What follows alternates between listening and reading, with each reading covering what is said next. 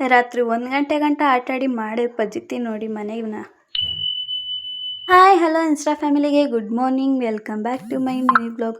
ನಾನು ಮಾಡೋ ವಿಡಿಯೋ ನಿಮ್ಗೆಲ್ಲರಿಗೂ ಇಷ್ಟ ಆಗಿದೆ, ಪ್ಲೀಸ್ ಎಲ್ಲರೂ ಲೈಕ್ ಮತ್ತು ಫಾಲೋ ಮಾಡೋದು ಮಾತ್ರ ಮರಿಬೇಡಿ. ರಾತ್ರಿ ದೋಸೆಗೆ ಒಂದು ಸ್ವಲ್ಪ ನೆನೆ ಹಾಕಿದ್ದೆ, ಬೆಳಗ್ಗೆನೇ ಎದ್ದು ಇನ್ಸ್ಟೆಂಟಾಗಿ ರುಬ್ಕೊಂಡು ಚೆನ್ನಾಗಿ ಬರುತ್ತೆ ದೋಸೆ. ಒಂದು ಸ್ವಲ್ಪ ರೊಟ್ಟಿ ಥರ ಕಾಣಿಸಿದ್ರು ದೋಸೆ ಮಾತ್ರ ಸೂಪರಾಗಿರುತ್ತೆ. ಆಮೇಲೆ ನಾನು ಮನೆ ಕೆಲಸ ಎಲ್ಲ ಸ್ಟಾರ್ಟ್ ಮಾಡಿಕೊಂಡೆ. ನಮ್ಮ ಮನೆಯವರು ನೀರು ಇಟ್ಕೊಟ್ಟು ನನಗೆ.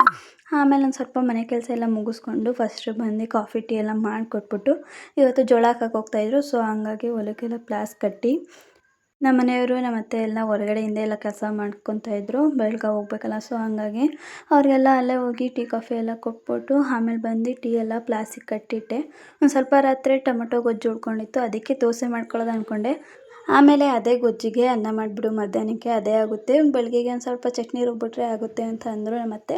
ಸೊ ಹಂಗಾಗಿ ಅವ್ರು ಹೇಳಿದ ಮೇಲೆ ಚಟ್ನಿ ಎಲ್ಲ ರುಬ್ಬಿಟ್ಟು ಅದನ್ನು ದೋಸೆಗೆ ಹಿಟ್ಟು ಹಾಕಿ ಕಲಿಸ್ಬಿಟ್ಟು ನಾವು ಎಲ್ಲ ದೋಸೆ ಎಲ್ಲ ಓದೆ ರೆಡಿ ಮಾಡಿದೆ. ಅಷ್ಟೊತ್ತು ನನ್ನ ಮಗ ಇದ್ದ, ಅವನಿಗೂ ಎಲ್ಲ ರೆಡಿ ಮಾಡಿ ಹೊರಗಡೆ ಬ್ರಷ್ ಮಾಡಿಬಿಟ್ಟೆ.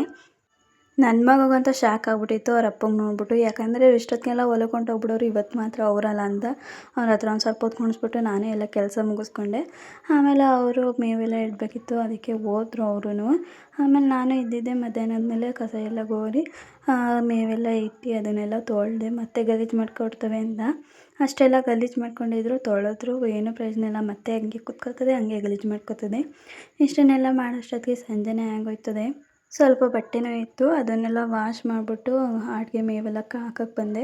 ಮತ್ತು ಡೈಲಿ ಮಿನಿ ವ್ಲಾಗಲ್ಲಿ ಸಿಗ್ತೀನಿ, ಪ್ಲೀಸ್ ಎಲ್ಲರೂ ಫಾಲೋ ಮಾಡ್ಕೊಳ್ಳಿ, ಬಾಯ್.